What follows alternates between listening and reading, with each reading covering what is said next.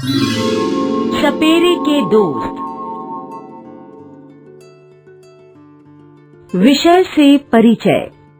भारत में और देखा जाए तो पूरी दुनिया में ऐसे कई समुदाय हैं जिनके व्यवसाय को आज के समाज में वो सम्मान नहीं मिलता जो उन्हें मिलना चाहिए। ऐसा ही एक समुदाय है कालबेलिया समुदाय। इस वीडियो में हम कालबेलिया समुदाय यानी कि वो लोग जिन्हें हम सपेरों के रूप में जानते हैं उनके बारे में जानेंगे। इस वीडियो के उद्देश्य हैं क सपेरा समुदाय के बारे में जानना और ख उनके जीवन की परिस्थितियों को वर्तमान सामाजिक स्थिति में समझना और ग पशु संरक्षण कानून से अवगत होना।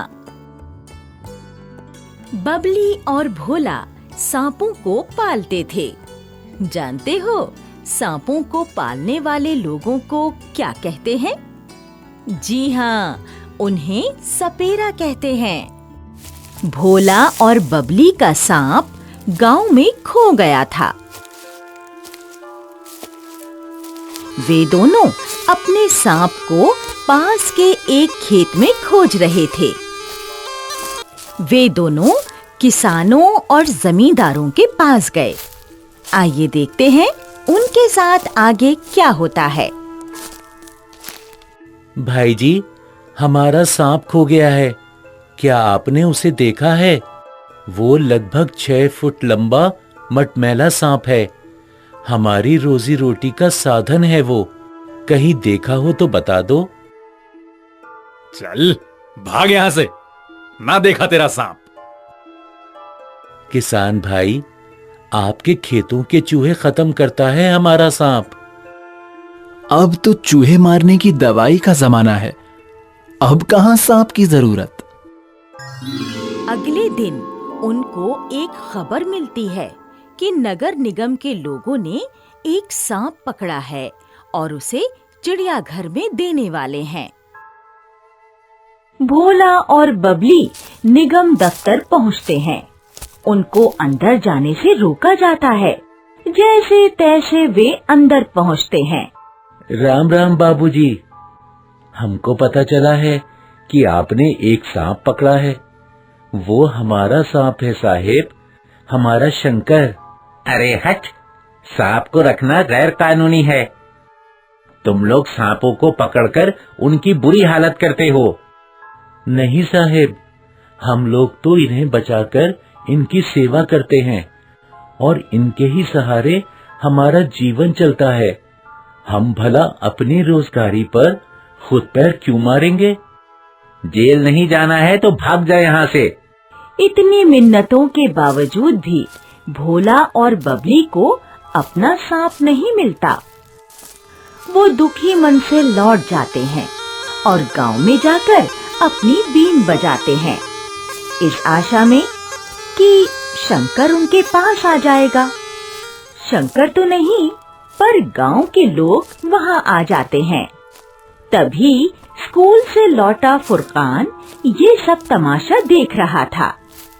अरे भाई, दुखी मत हो, ये लो कुछ पैसे और खाना ले लो। नहीं भाई जी, हमें भीख नहीं चाहिए, हमें हमारा शंकर वापस चाहिए। भैया जी, शंकर कौन है? शंकर हमारा प्यारा सांप है, हमारा सबसे अच्छा दोस्त। क्या सांप? मुझे सांपों से बहुत डर लगता है। क्या वो तुम्हें काटता नहीं है? नहीं बेटा, सांप केवल तब काटते हैं जब उनको नुकसान पहुंचाया जाता है। ये तो हमारे परिवार का हिस्सा है। हमारे दादाजी के दादाजी भी सांपों को पालते थे, उनकी सेवा करते थे और उनके सहारे अपना जीवन बिताते थे। सच में? पर सांप तो जहरीले होते हैं। नहीं, ज्यादातर सांप जहरीले नहीं होते हैं। भारत में केवल 4 प्रकार के जहरीले सांप पाए जाते हैं: cobra, common crate, Russell viper और सॉ स्केल्ड वाइपर। अरे वाह, आपको सांपों के बारे में कितनी जानकारी है? क्या आप कालबेलिया समुदाय से हैं? मैंने आपके बारे में स्कूल में पढ़ा है। कालबेलिया? हाँ, अब हमारे समाज में इनका क्या काम? भोला, शायद गांव के निवासी भूल गए जब 2 साल पहले हमारे ही शंकर ने बाबूराम जी के खेतों के सारे चूहों से उनके खेत को बचाया था। आपके पास और कौन कौन से सांप हैं? शंकर के साथ हमारे पास कई और सांप हैं। सपेरे समुदाय के दूसरे सांपों ने भी बहुत से कारनामे दिखाए हैं। वो हरिया की चमड़ी तो देखते ही बनती थी, लोग दूर दूर से उसे ही देखने आते हैं। वापू, वो बीन की धुन में ऐसे झूमता है मानो उसे ही सारी धुनों की समझ हो। और केशवी, उसको पानी पीता देख तो लगता था कि कोई काला हीरा चमक रहा है।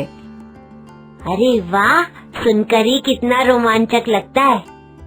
अब क्या बताएं भोला और बबली, मैं तुम्हारी स्थिति समझ सकता हूँ।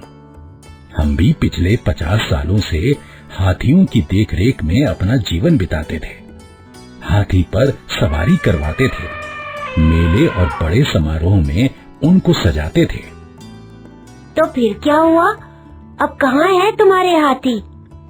सरकारी कानून बनने के बाद हमारे हाथी हमसे छीन लिए गए। हमें गांव से बेदखल कर दिया गया।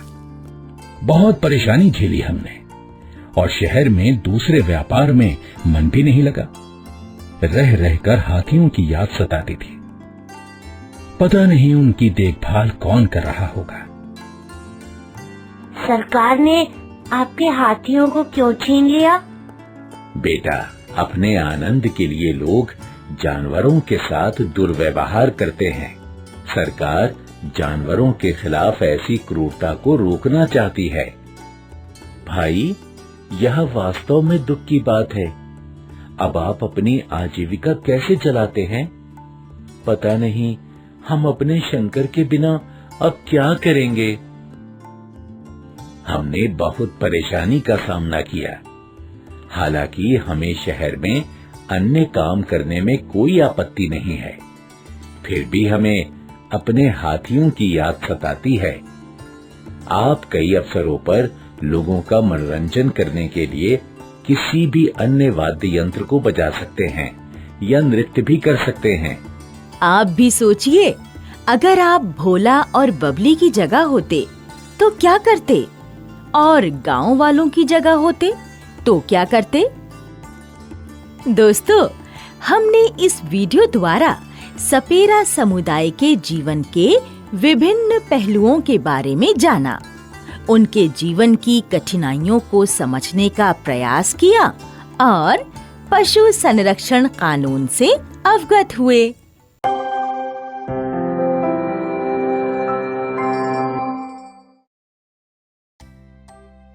प्रकृति की गतिविधि। मैं धरती हूँ। मैंने कई प्रकार के वन, जीव जंतु, नदियाँ, महासागर और मनुष्यों को लाखों वर्षों से अपनी गोद में शरण दी है। लेकिन मुझे दुख होता है जब मनुष्य जानते बूझते भी मेरे साथ दुर्व्यवहार करते हैं। इसी कारण मुझे गंभीर आपदाओं का सामना करना पड़ता है, जो मैं इस वीडियो में बताऊंगी। उदाहरण के लिए, मैं आपको गुजरात के भुज क्षेत्र के एक छोटे से गांव में ले जाऊंगी, जहां कई साल पहले मुझे एक बड़ी समस्या का सामना करना पड़ा था। आइए रूपल और राजल से मिलते हैं, जो इसी गांव में रहते हैं। इस वीडियो का उद्देश्य है विभिन्न आपदाओं की रोकथाम और बचाव को समझना। राजल, क्या तुमने अपना गृह कार्य खत्म कर लिया है? नहीं, मैं इस पर अभी काम कर रही हूँ, लेकिन मैं ये सोच रही हूँ कि हमें इस गृह कार्य को खत्म करने के लिए हीरालाल चाचा जी की मदद लेनी चाहिए, क्योंकि वे बहुत ही ज्ञानी हैं। आओ हम चलें।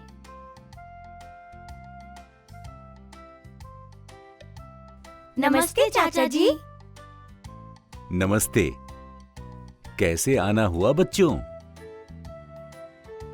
दरअसल हमें एक निबंध लिखना है। इसका विषय हमारे संसाधनों जैसे भूमि, ईंधन और जंगलों आदि की रक्षा करना और इनके संरक्षण न करने से उनके परिणाम के बारे में लिखना है।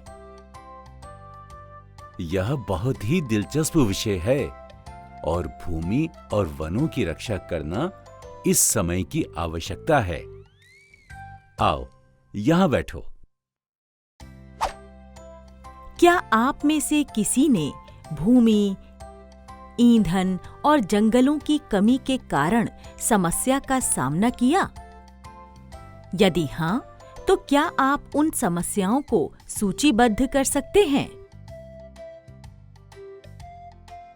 बच्चों, क्या आप जानते हैं कि भूमि, पानी, पौधों जैसे कई प्राकृतिक संसाधन हैं जो पर्यावरण में संतुलन बनाए रखने में मदद करते हैं।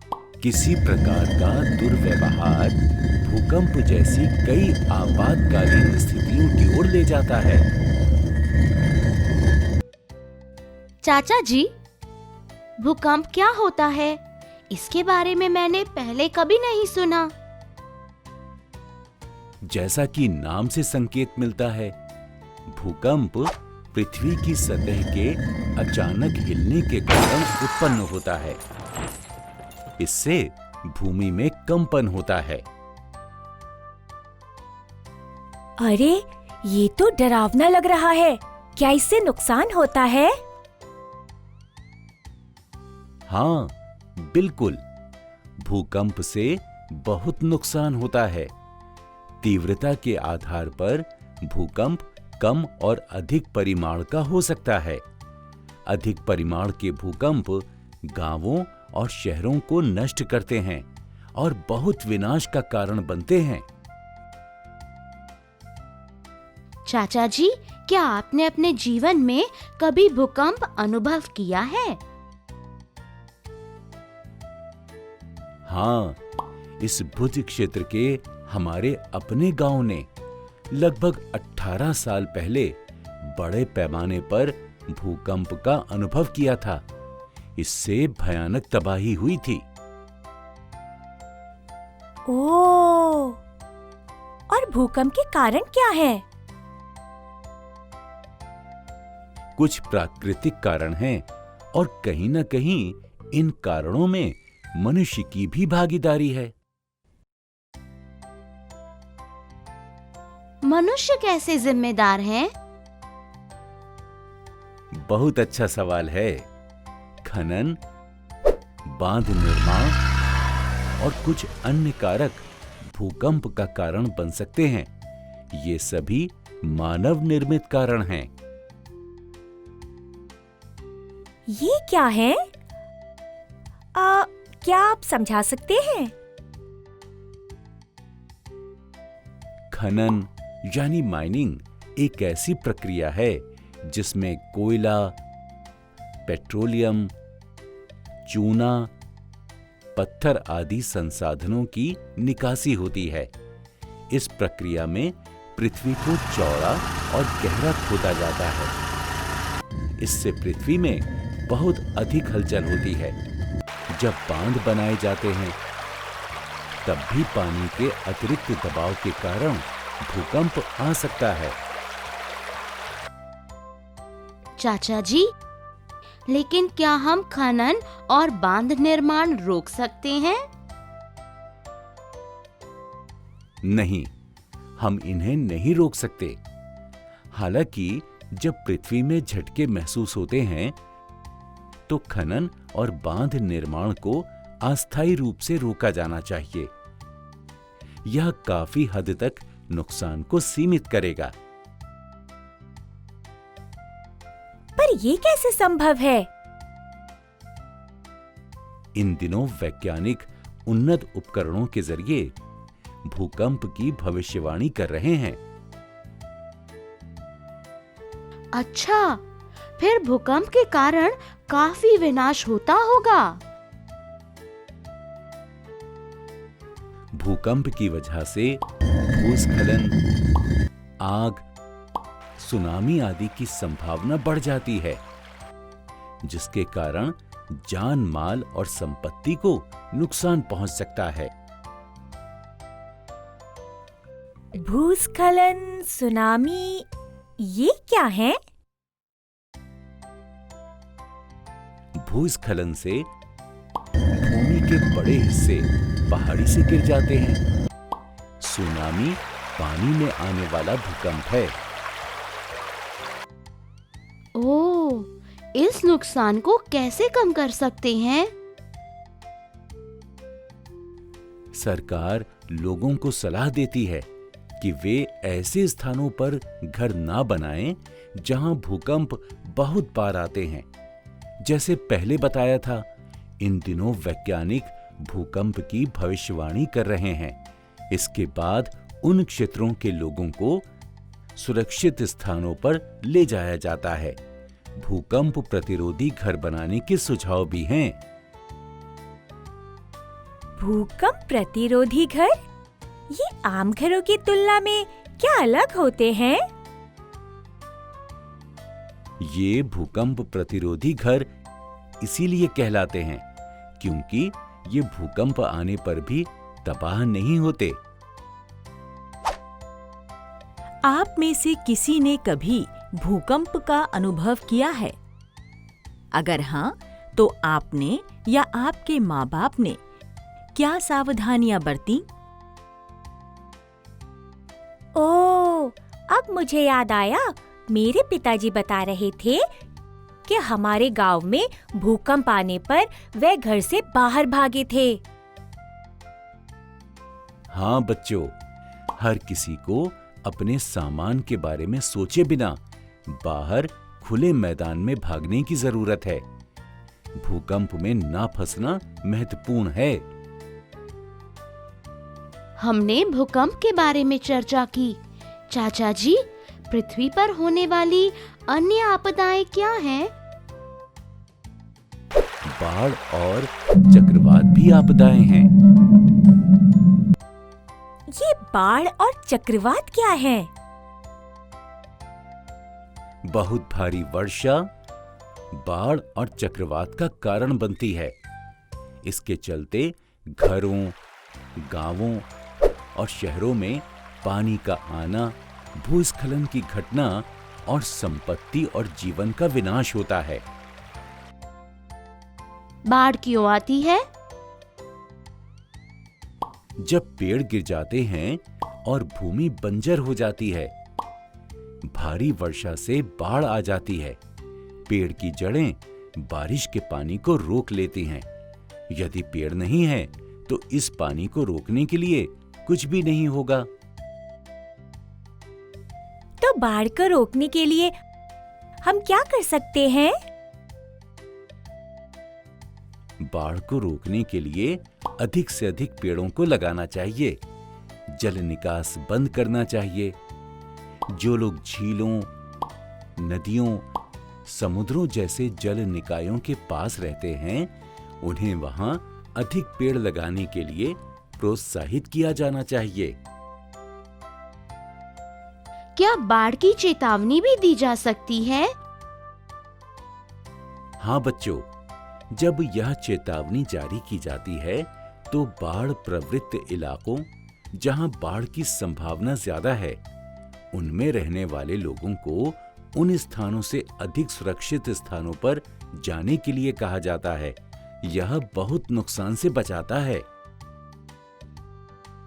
तो क्या इसका मतलब सभी प्रकार के नुकसानों को रोकने के लिए धरती माता की देखभाल करने की आवश्यकता है?